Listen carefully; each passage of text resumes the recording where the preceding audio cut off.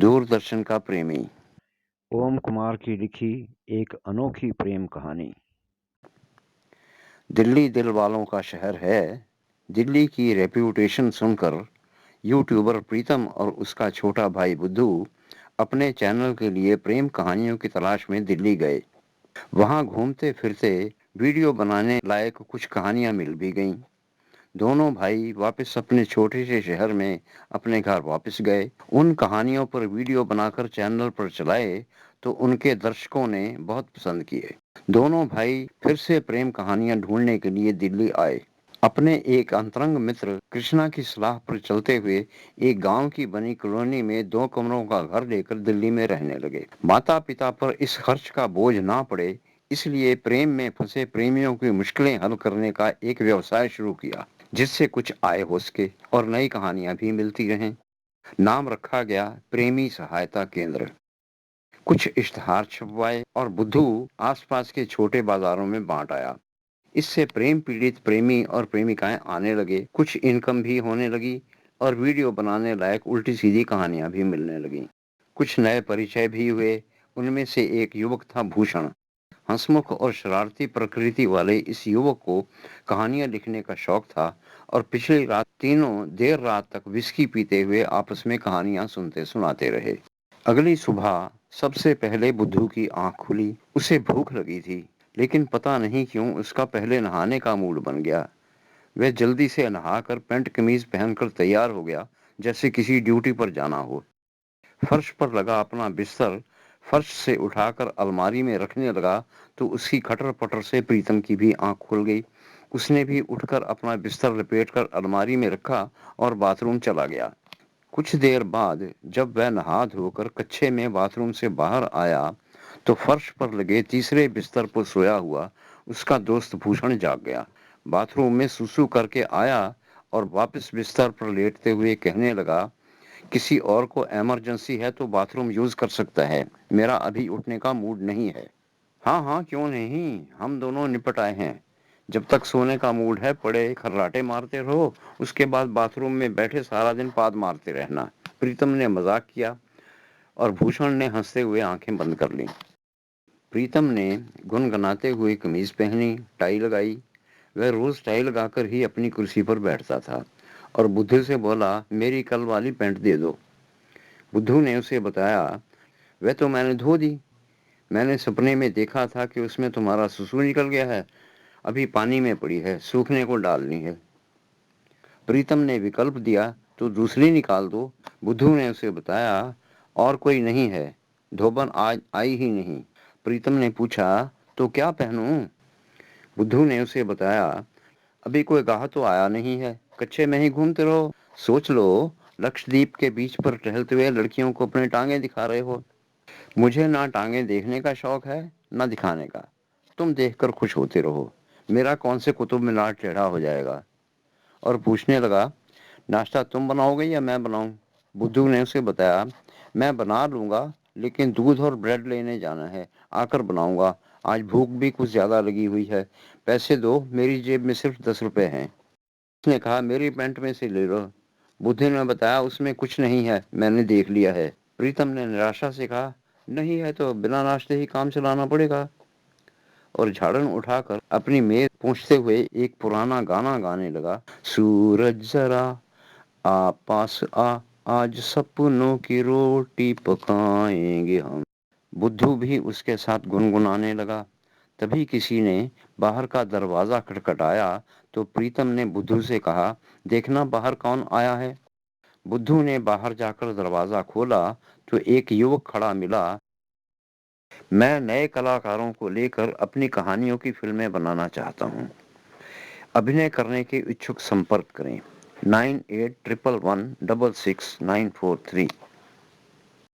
मेरे चैनल ओम कुमार मूवीज पर चल रहे वीडियो देखें, आपको प्रोत्साहन मिलेगा।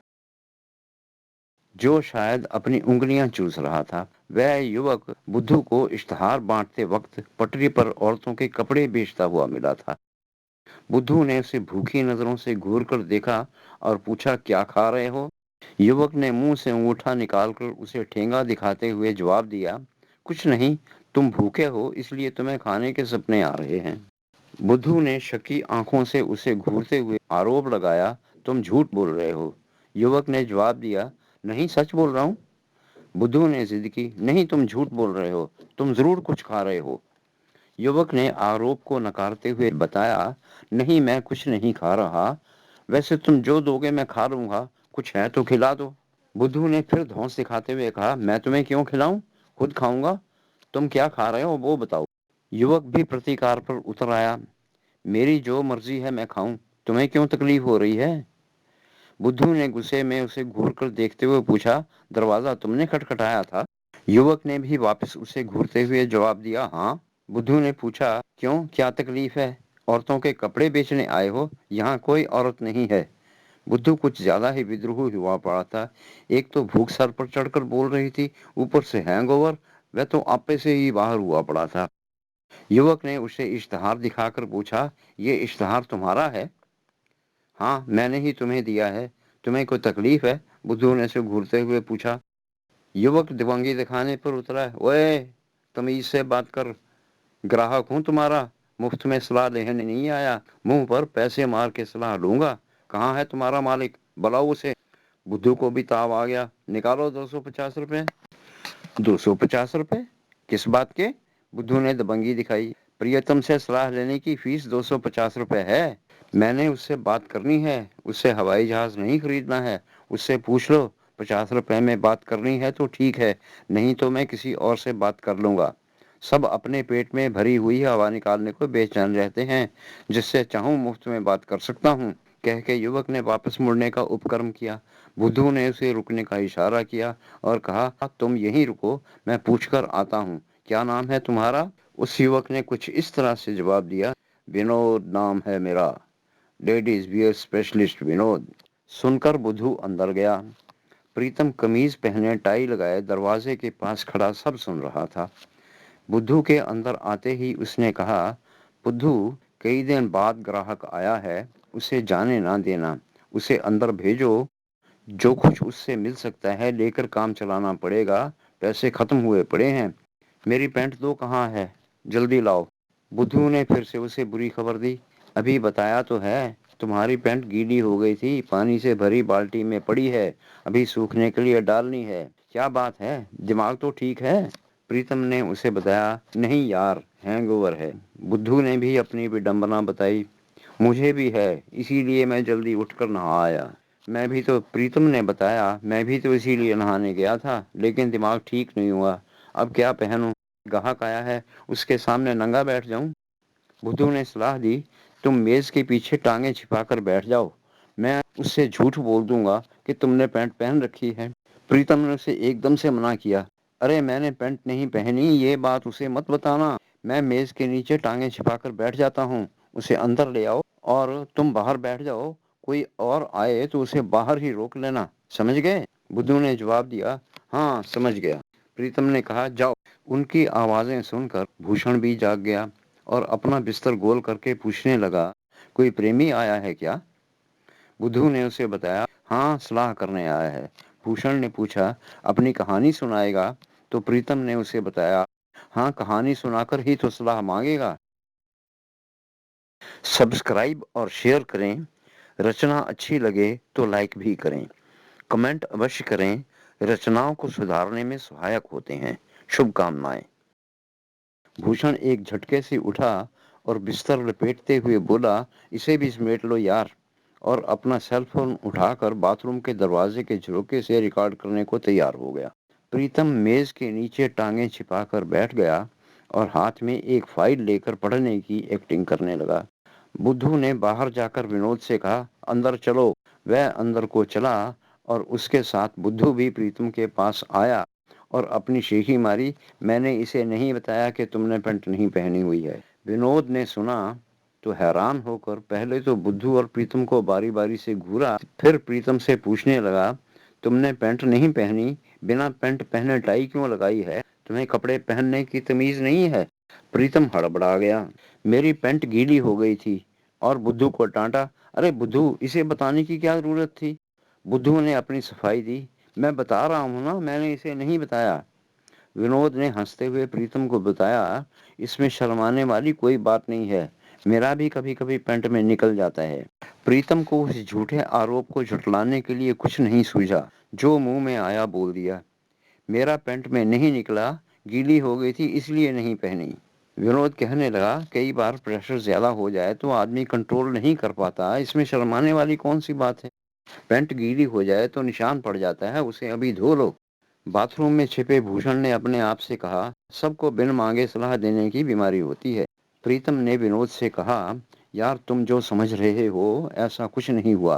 पैंट गीली हो गई थी इसलिए नहीं पहनी। विनोद ने जवाब दिया, मेरा भी जब पैंट में निकल जाता है तो मैं भी नहीं पहन सकता, यही बहाना मैं भी बनाता हूँ। पैंट सुसु से गीली हो जाए तो उसे फौरन धो लेना चाहिए, नहीं तो निशान पड़ जाता है, वह बहुत बुरा लगता है, बदबू भी आती है। प्रीतम को लगा वह फंस गया है। कहने लगा, यार क्यों मेरी पैंट के पीछे पड़ गए हो। मैंने बताया ना, पैंट गीली हो गई थी इसलिए नहीं पहनी। तुम बताओ यहाँ क्यों आए हो। विनोद ने प्रीतम पर आक्षेप लगाया, यार तुम लोगों को अपने ग्राहक से बात करना बिल्कुल नहीं आता। हम पटरी वालों से ही सीख लो। हम पटरी वाले तुमसे ज्यादा अच्छे तरीके से अपने ग्राहक से बात करते हैं। ना तुम्हारे नौकर को तमीज है और ना तुम्हें। प्रीतम ने अपने आप को कंट्रोल करने का प्रयत्न किया और उसे कहा, आई एम सॉरी यार, तुम बताओ किस काम से आए हो। विनोद उसे इश्तहार दिखाते हुए कहने लगा, मैं ये इश्तहार पढ़ के यहाँ गर्लफ्रेंड बनाने में आने वाली मुश्किल से निपटने के लिए सलाह लेने आया हूँ, और तुम अपनी गीली पैंट में फंसे पड़े हो। कहते हुए विनोद निराश होकर उठकर जाने लगा। प्रीतम जल्दी से उठकर खड़ा हो गया और अपनी टांगें ढकने की कोशिश करते हुए कहने लगा, यार मैं गीली पैंट में नहीं फंसा, पैंट गीली हो गई थी इसलिए नहीं पहनी। तुम क्यों अपना मूड खराब करते हो। बात ही तो करनी है, मैं नंगा ही कर लेता हूँ। विनोद को उसकी नंगी टांगें दिखाई दी तो उसने पूछा, तो क्या तुमने कच्छा भी नहीं पहना। प्रीतम ने घबरा कर कमीज उठाकर उसे अपना कच्छा दिखाते हुए कहा, मैंने कच्छा पहन रखा है, देख लो। बुद्धू की हंसी छूट गई। प्रीतम ने उसे घूर कर देखा तो उसने मुंह पर हाथ रख लिया। विनोद को भी हंसी आ गई। वह हंसते हुए प्रीतम से बोला, इतना थर्ड क्लास कच्छा, एक बढ़िया कच्छा मुझसे खरीद लो। प्रीतम को इंसल्ट महसूस हुई तो वह बुद्धू पर चिल्लाया, अरे बुद्धू, मेरा टॉवल ही दे दो। बुद्धू ने उसे टॉवल दिया। प्रीतम ने टॉवल लपेटा और जल्दी से कुर्सी पर बैठकर टांगे मेज के नीचे छिपा ली और खुद को संभालते हुए विनोद से कहने लगा, कच्छा मैं तुमसे बाद में खरीद लूंगा, पहले तुम अपनी मुश्किल तो हल करवा लो। बैठो। यहाँ क्लिक करें और अपनी पसंद का नावल पढ़ें या वीडियो देखें। उसे बोला, तखलिया। बुद्धू ने पूछा, क्या लाऊं। प्रीतम ने कुछ डांट भरी आवाज में उससे कहा, कुछ नहीं लाना यार, तुम जाओ, पीड़ित से बात करने दो। बुद्धू बिदक कर थोड़ा पीछे हटकर खड़ा हो गया और प्रीतम पूरी तरह विनोद पर केंद्रित हो गया। बुद्धू इन दोनों की बातें ध्यान से सुनने लगा। उसे आदत थी कि वह बातें सुनते हुए टेढ़ी मेढ़ी शक्लें बनाता रहता था। कि भूषण भी ये सब देखता हुआ शूट कर रहा था। प्रीतम ने विनोद से पूछा, बताओ तुम्हारी लव स्टोरी में कौन विलन टांग अड़ा रहा है। विनोद ने अपनी दुविधा बताई, मेरी अपनी टांग ही अड़ी पड़ी है। प्रीतम ने कुछ हैरान होकर पूछा, क्या मतलब, तुम अपनी लव स्टोरी के खुद विलन हो। तो विनोद ने जवाब दिया, नहीं यार, मेरी लव स्टोरी तो शुरू ही नहीं हो पा रही। तो प्रीतम ने पूछा, शुरू होने से पहले ही अटक गई। विनोद आगे बात करने से पहले रुक गया और उसे घूरते हुए कहने लगा, बात करने से पहले अपनी फीस के पैसे मुझसे सेटल कर लो, बाद में झगड़ा मत करना। तुम्हारा लौंडा मुझसे 250 रुपए मांग रहा था। प्रीतम ने दीवार पर लगी अपनी रेट लिस्ट दिखाते हुए से बताया कि मेरी कंसल्टेशन फीस 250 रुपए है। विनोद ने तर्क दिया, लूट मचा रखी है, इतने पैसे तो डॉक्टर भी नहीं लेता। वह 50 रुपए फीस लेता है, एक दिन की दवाई साथ में देता है। ये है यूट्यूबर के प्यार की चौथी कहानी का पहला भाग, दूरदर्शन का प्रेमी एक। कहानी का दूसरा भाग इससे भी कहीं ज्यादा मनोरंजक है, प्रतीक्षा करें।